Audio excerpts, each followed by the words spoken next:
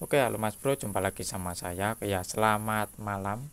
Kali ini saya mau berbagi tips sederhana cara setting Juken 5 dengan kendala starter ini susah untuk nyala ya. Ya, untuk sebenarnya caranya itu cukup sederhana. Hanya ada di sini saja, di start fuel ya. Nah, di sini kan ada angkanya ya. Nah, di sini. Nah, seperti itu ya kan.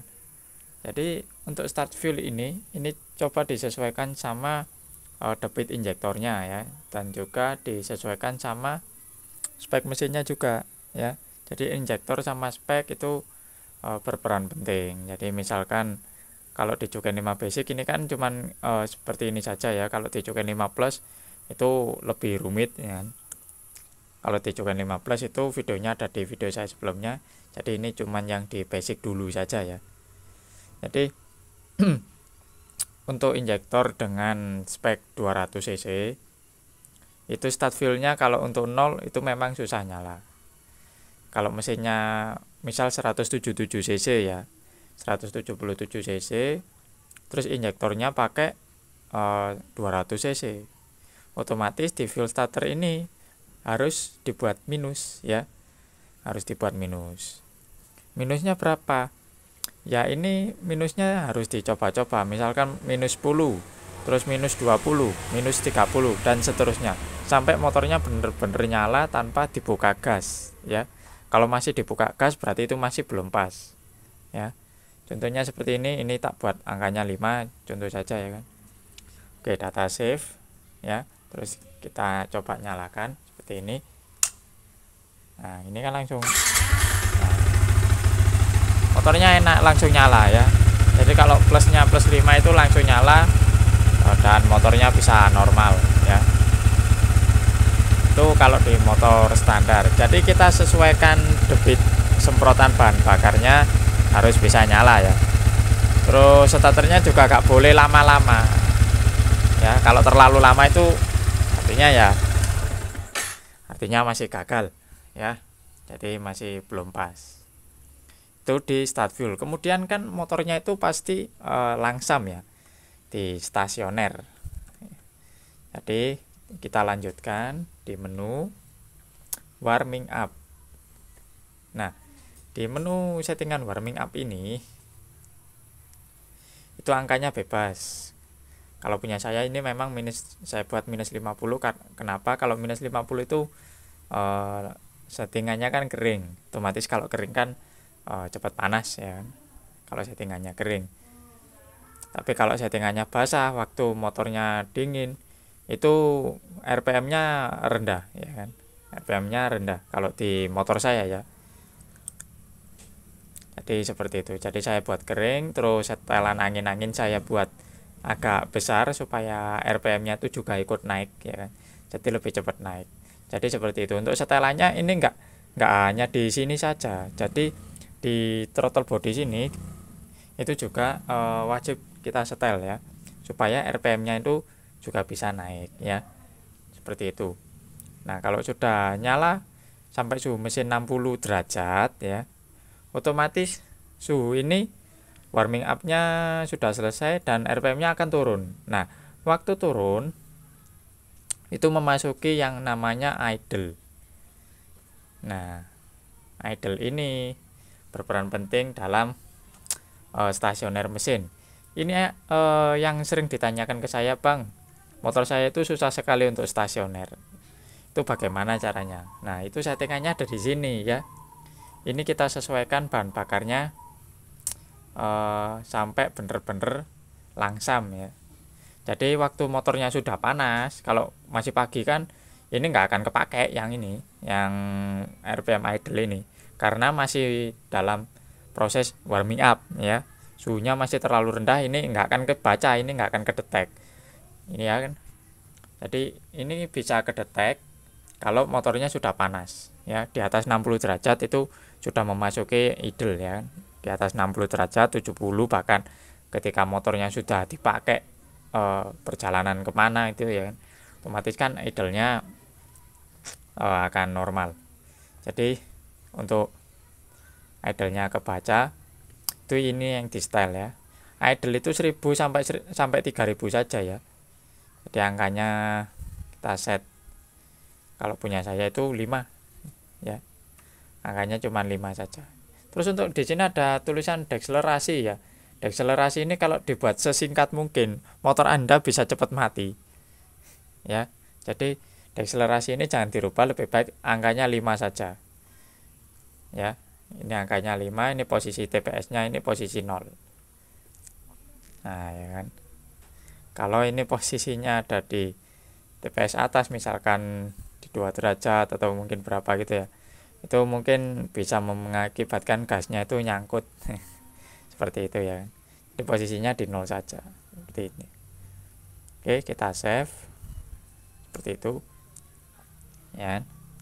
Nah, terus kalau sudah idle bagaimana ya, kita tinggal langsung setting-setting bagian yang utama yang di sini ya, bagian base map ini. Nah, ini fill correction juga di setting, injector timing dan teman-temannya ya, seperti itu. Oke, untuk ini sudah kita bahas di bagian yang lainnya ya. Di video saya yang sebelumnya sudah membahas masalah 4 bab ini. Jadi ya sementara kita main ke bab yang lain aja. Oke, mungkin itu saja. Terus kemudian kalau ada yang bilang, "Bang, cara ngilangin knalpot nembak-nembak di Juken 5 itu gimana?" Itu Anda masuk aja ke sini ya kan. Deceleration fuel ini ya kan. Nah, ini adalah hal yang sebenarnya gampang-gampang susah buat nyarinya ya. Jadi ketika motor itu gasnya dilepas ya, otomatis kan dekselerasinya kan aktif, otomatis gasnya kan turun. Kalau ini dibuat minus tapi derajat pengapiannya nggak sesuai, motornya bisa nembak-nembak ya. Kalau di motorku ini karena sudah sesuai ya kan. Nah, ini kalau misal saya gas itu ya normal-normal saja. Tuh ya. Ya. Nah, normal-normal saja. Nggak ada nembak-nembaknya ya. Karena di sini aduh, nggak fokus. Nah, di sini ini 0 semua. Terus di ini pengapian ini, nah, itu yang atas ini itu ada di 25 derajat. Oh ya, ini punya saya di 25, TPS 0%. Jadi TPS 0% itu ada di 25 derajat. Itu motornya nggak nembak-nembak ya. Tapi kalau Anda pakai knalpot racing ya harus Anda sesuaikan lagi ini dekselerasinya ya. Jadi ini nggak bisa jadi patokan berapa angka derajatnya ya. Jadi seperti itu. Nah, ini kan RPM-nya mulai sedikit turun. Jadi ini kalau lewat lift, ini yang masuk di area warming up. Nah. Oh ya kan, ini EOT-nya lihat. Ya, EOT-nya masih 45. Ini masih masuk warming up ini. Ya. Jadi ini masih masuk dalam warming up. Nah, ini udah mulai idle. Nah, kalau mau setelan idle ya ini tinggal ditambah aja, naik turunnya di sini nih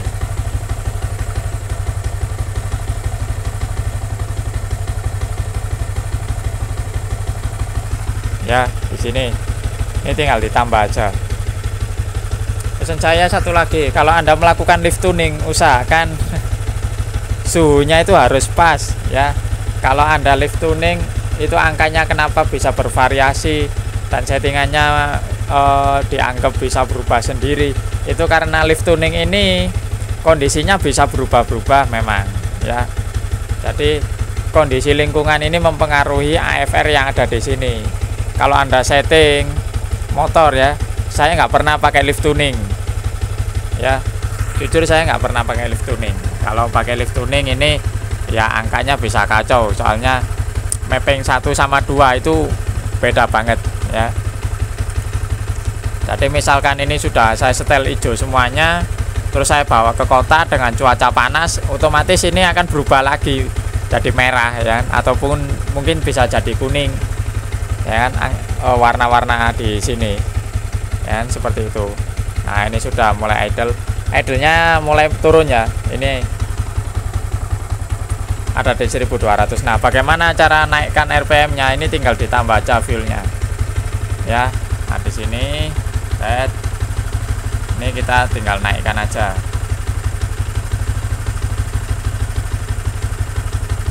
Nah 9, 10. Nah seperti ini sudah di 10 ya. Terus kita klik update nih, update ya, update. Kita save. Nah RPM nya naik lagi ya kan. Oh kan ya, RPM nya naik ya kan, sedikit. Coba kita naikkan lagi.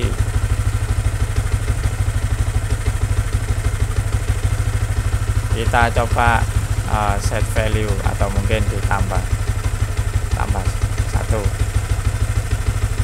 jadi 11.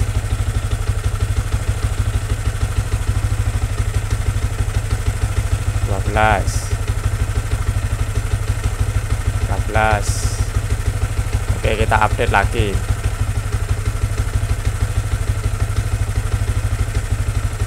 Ya ternyata mentok di sini 1500, nggak mau naik lagi. Jadi setelan di sini di throttle body ini harus disetel lagi kalau mau lebih tinggi ya, seperti itu.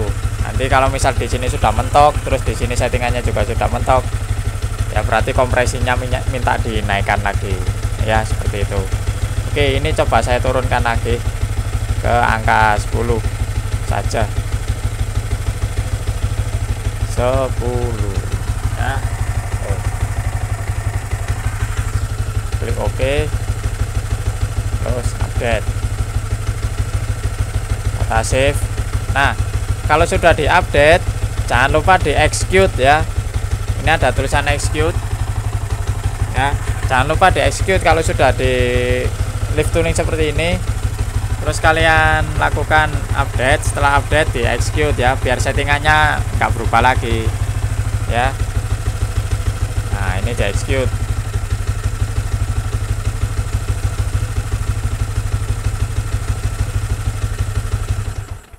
Nah oke sudah selesai. Kalau sudah di execute sudah jangan dirubah lagi ya, biar settingannya nggak kacau ya, seperti itu. Jadi ini tinggal di starter ulang.